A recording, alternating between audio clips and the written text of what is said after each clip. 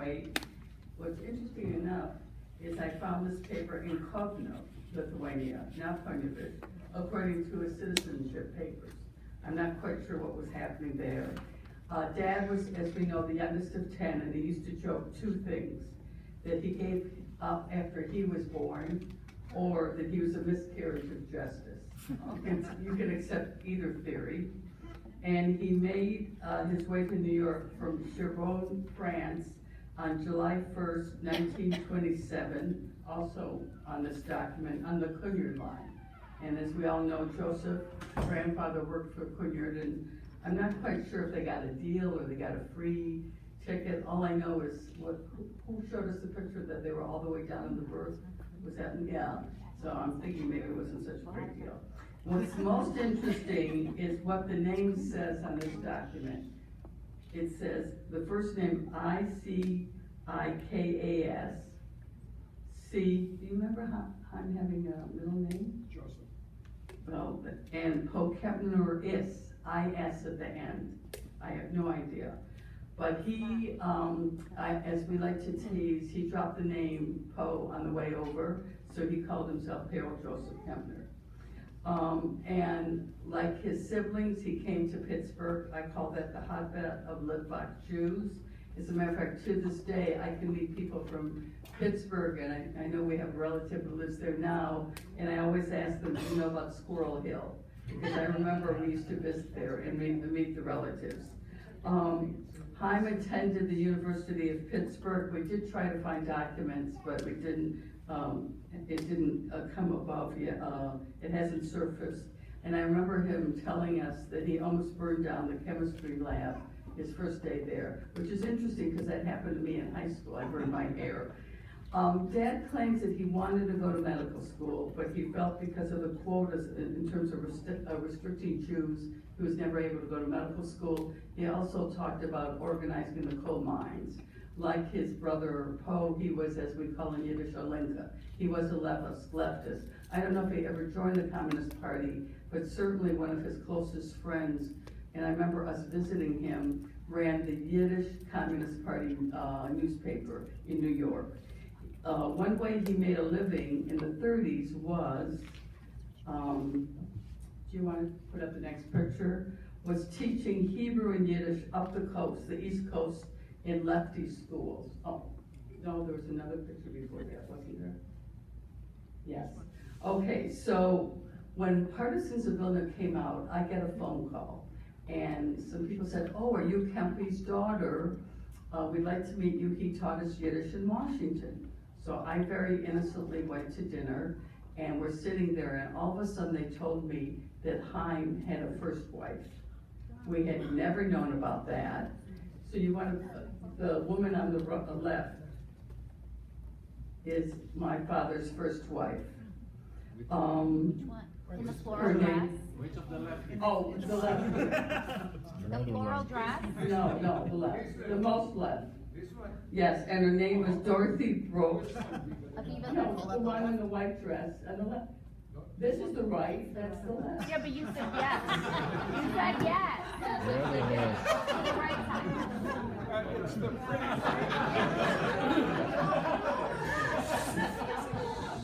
Don't count the time. They were far left. So which left? This one? They were all Yes, as that's her one. right there. Far left. Her name was Dorothy Brooks, and you want to get to the next one? And they were married on September 22nd, 1937. They would have had an anniversary in Alexandria, Virginia, where you had to get permission from parents to get married. If you will notice, my father was 28 and she was 16. And as Poe says in his taped interview, Haim liked younger women. We also, we're not there yet. We also, you'll also notice they lived on 10th Street, Southeast. So unfortunately, I didn't follow up right away to find out who this woman was. Only recently was I able to find the son of her second marriage, and I just had dinner with him last week, Daniel Kempner. Both my staff, I, and Daniel's relatives have tried to look up their divorce papers. We have not found the divorce papers. I have decided that Johnny and I are mumsers, bastards, and my dad was a bigamist. So I promised you a scandal, you got it. But seriously, I'm really surprised Dad never mentioned it to us, because I thought he told us everything, except for maybe the age discrepancy, I don't know. And Daniel, as I call him, the brother from another mother, although he really technically isn't my brother. He's a classical pianist in Los Angeles, couldn't be lovelier. And his mother then married a third time, and her granddaughter is a cantor on the synagogue in Kensington. So I have to look her up. So let's go for the next one.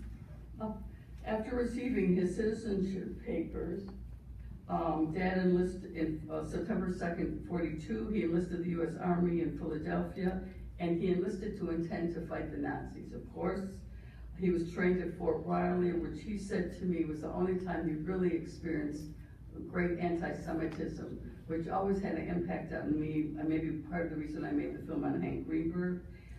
Instead of going to Europe, he wound up going to the Pacific and New Guinea. And I remember him talking about Passover in Australia and what important it was. Now I said to him, Dad, what did you do? You know, did you have a gun? Did you fight? He said, no, I fought with my typewriter, and the material is too fragile to bring in. But he actually put out a newsletter, mimeograph, called Yiddish in a Jiffy, How to Write Your Bubby in Yiddish. And there was all this like glossary. It was just adorable. So, and then of course we have, go back. No. His military picture. No. Other left, we're having, yeah.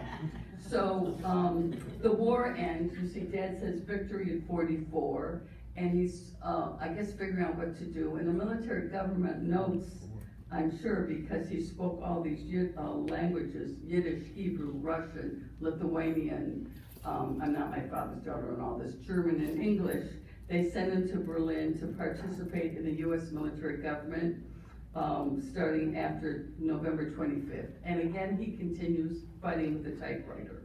And Dad writes a story about a brother and sister surviving the war. The brother had survived Auschwitz. That's our uncle David Dudek Cześla. And his sister, my mother, our mother, had passed as a Polish Catholic. You can see how she could easily pass for a Polish Catholic. And just in August did I meet the woman who passed with her, Christina, who's now known as Dahlia. And what he did was write a lot of stories about the first Passover celebrated in Berlin, etc., etc. So he falls in love with Helen Cześla, and that's their wedding certificate. This is a picture from the wedding. This is Dudek, our uncle who survived Auschwitz, toasting at the wedding, and my mother wore a dress made out of a parachute. 10 months later, I was born in Berlin, and I was on the front cover. It just happens my dad wrote for that paper, so little protexia. But they call me Miss 1947. I'm really 46. I'll be 70 at the end of the year. Don't tell my mother I told you how old I was. She never would have appreciated that. Now, there's a big discussion on how I got my name. Mother said because grandmother loved Hebrew, and you know, Aviva means obviously spring in Hebrew. My dad said he wanted a bris in Berlin. He obviously had a daughter, but he wanted to have a Hebrew name on a birth certificate in Berlin to stick it to the Germans. I always say I was born in December and it was like spring, and of course Aviva means spring. One of the things Dad did was writing these stories, was get an exclusive about the meeting between Eisenhower and General Zhukov, and we've seen documentations where they said he covered it. One thing also great about being in Berlin is different relatives visited us. And there's a picture of Judy, Judy and Jared, yeah. And you can see me with the doll and mother and dad. So, and then the other thing happened is my mother went to Israel during the time we were in Berlin to attend one of her cousin's weddings. And friend, Christina, who I just discovered is Dahlia, who was with my mother during the war. The woman in the middle told me, and she identified this picture in August, that she went to visit Sephora. As a matter of fact, all mother's relatives in Tel Aviv talk about when the food was so tight in the beginnings of the state of Israel, they always knew they could get food from Kfar Bilo. Dad also writes, and I have... Who, is it you? It's Yossi? No, it's No, it's Obed? Oh, God. Obed. Yeah. The little boy. Oh, nice. Yeah. Yeah. So, we're not quite there yet. When my dad moved to, when he was living, in Berlin, we lived near Wannsee, and he writes, and I have these Berlin posts. He wrote many letters to Poe, which is the one way I really know what life was like. And he talked about what a mahaya it was to kick Nazis out of this mansion, and we lived there, and I know I've gone to see it, and Delaney and Johnny also went to see it. He also, in this letter that I just found, he went specifically to Munich to try to find any word of our grandmother, Hannah. And he met Morris Zabelski, and he found out that our mother, Hannah, had lost her life about July 10th or 11th, 1941. I think there's maybe a dispute about, was it from the Lithuanian collaborators or the Nazis, but obviously it was under the Nazi regime.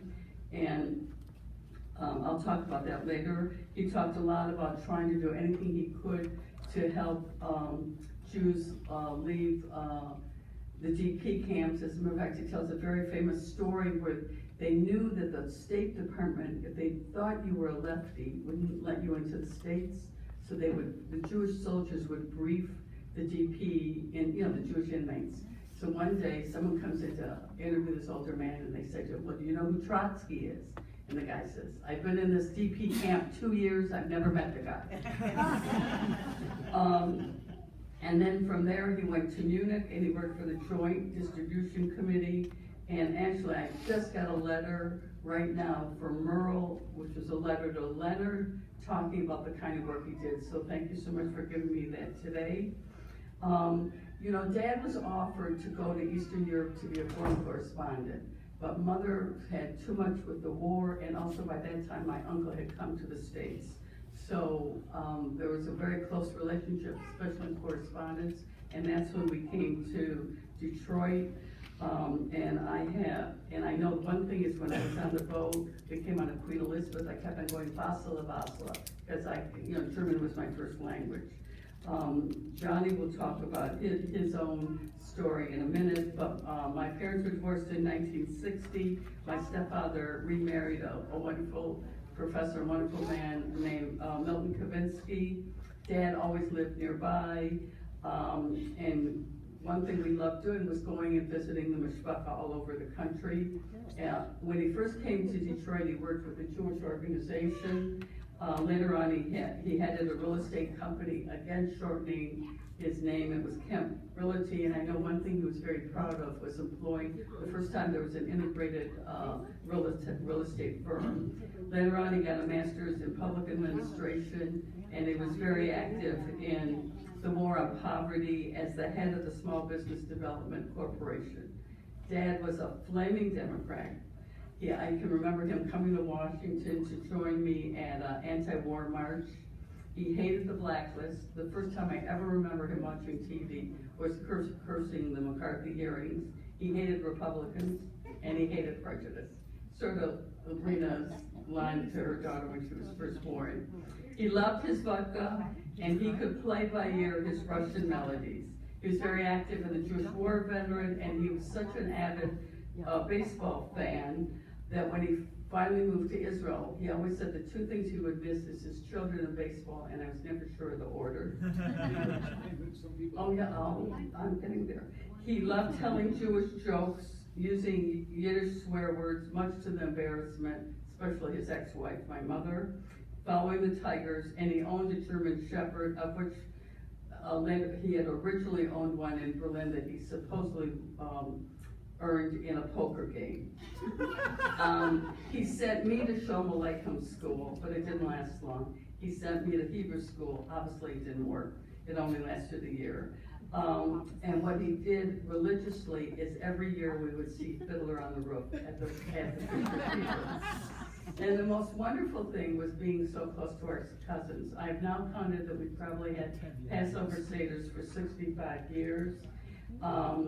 And here we have a wonderful picture of Josh, Poe, and Hannah, Johnny, and I. I'm not sure exactly where it was, but that was really the closeness that remains to this day. You want to go to the next one? And we love having visitors from Israel. And there's a wonderful picture of Yossi and Maya. I guess they're a little younger. But his greatest dream, I'll explain this in a minute, was at 65 he moved to Israel. He moved to Rehovot to be close to his family. And I said, Dad, why didn't you move to Tel Aviv? And he said to me emphatically, too many Jews. He was very active in Canadians and Americans in Israel, but he always resented the fact that he moved to Israel and they called him Anglo-Saxon. He died of acute leukemia on April 29, 1976, knowing he was only sick for 3 weeks. He actually died the day I graduated from this law school. I would have been in graduation. And I just want to tell you that these are the Belskis I've just discovered in LA, and this is their family. We have to, I believe the gentleman on the right, the second down, is the cousin of our grandmother. And just to briefly say, like my cousins, like my brother, like my niece and cousin, I went to Michigan. I got a psych degree. I got a master's in urban planning. Of course, I went to New Mexico for 2 years. Thanks to the DC bar, I became a filmmaker for failing me. My brother, my dad never saw any of my movies, but he's everything what I'm about in terms of making them. I don't think it's a coincidence that the first film that I made, I wanted to make a film about Jews fighting Nazis because my mother didn't talk about the war, but that I chose Lithuania, I don't think is a coincidence. I know absolutely I chose The Life and Times of Hank Greenberg to make because my dad brought us up loving baseball, and every Yom Kippur, Dad would tell about going to Kol Nidre services, how Hank Hand played on Yom Kippur. As a matter of fact, I thought Hank Greenberg was part of Yom Kippur services. Then I went on to make You, Mrs. Goldberg, and now Rosenwald. Again, I'm back to another baseball movie, a lot because of Dad. And I think the only thing I want to end, because I want to dedicate this film, is for those of you who don't live in Washington, we don't have voting rights here. And I'm very proud that myself and Sarah and Abigail have all been active in that. And vote Hillary. Here's my I'll just spend a few moments on the sub-branch of our family. We grew up in Detroit, as you all know. I went to the University of Michigan. Delaney went to Michigan, lived in the same dorm as I did 40 years later, so there's a strong Michigan tradition. That's why we'll be watching the game at Sarah's tonight at 7 o'clock. So I've been here in Washington. After law school, I went to Michigan, went to law school in California, worked for a judge for a year, came back to Washington 40 years ago, and have been here since. Lisa and I met, a famous family story. We're Jewish. We celebrate the 3 great Jewish holidays, Rosh Hashanah, Yom Kippur, and the Academy Awards. We were at an Academy Awards party at Aviva's house. There's a little revisionist history. We always go back and forth on this, but I saw Lisa across the way. I was quite attracted to her. I asked about her. I was told that she was eligible. I was told that she was open to meeting me. I called her. I didn't even have to have notes to keep the conversation going because it was already a done deal. She was going to go out with me. And she said, thank you, but I'm going out with someone else. I'll call you in a few months if things change. That's a true story, no matter what she says.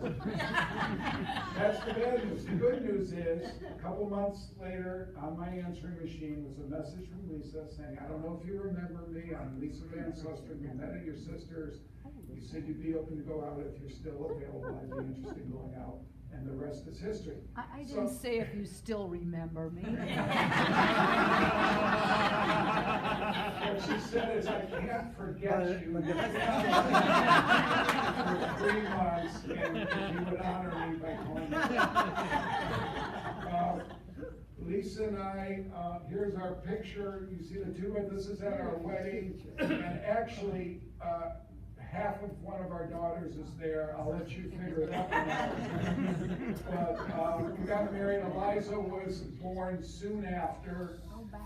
Eliza's 28 now. She's practicing law in London. Is doing very well. Delaney, 26, is in New York, working for a government official there.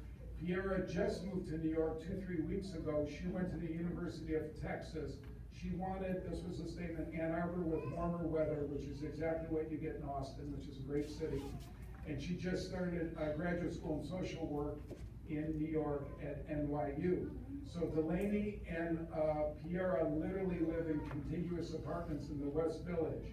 And Piera has a child, a little dog, named Trudy, and they share custody now because they're right next to each other. That's pretty much catches you up. We do what Lisa and I have done. Well, here are some pictures. So you see, this was at Eliza's engagement party. Eliza is engaged to be married a year from now. Her fiance, Dan, is a Jewish doctor, but that's redundant. She, who actually is involved in business, excellent guy, fine guy. We're happy he'll be joining the family.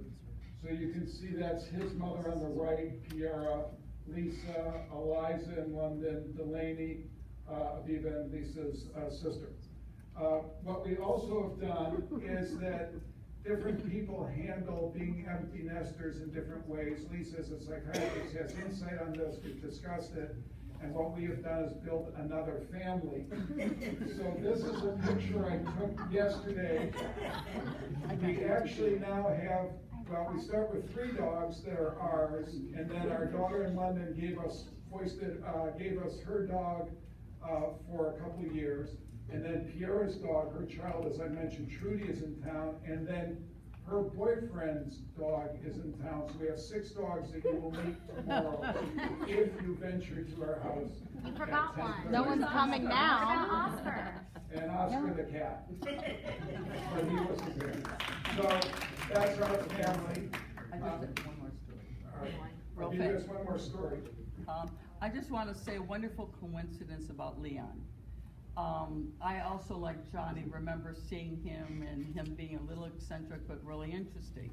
And he gave me a painting. It's a little abstract painting, and I should have brought it out last night.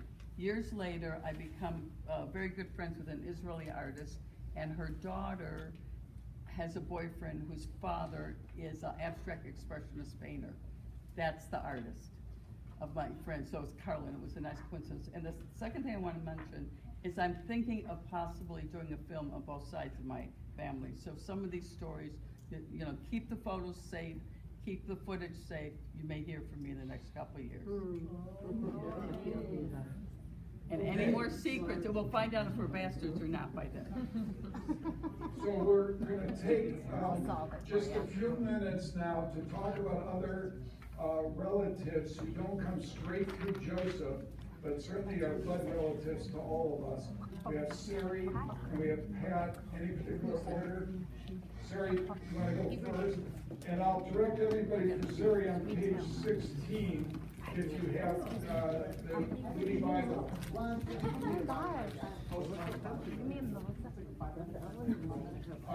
So certainly, let's take no more than 5 minutes because